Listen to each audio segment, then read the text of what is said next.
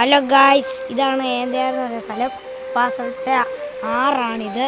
അപ്പോൾ ആറിൻ്റെ ഭാഗങ്ങളൊക്കെയാണ് ഇത്.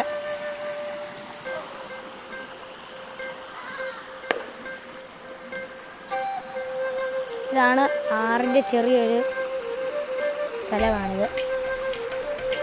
അപ്പോൾ ഇവിടെ ഞങ്ങൾ പണ്ടൊക്കെ നീന്താനൊക്കെ വരുമായിരുന്നു.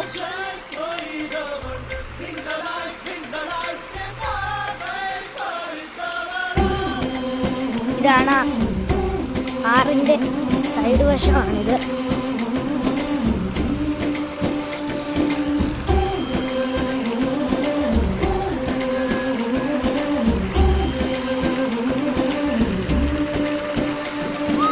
നമുക്കങ്ങോട്ട് പോവാം.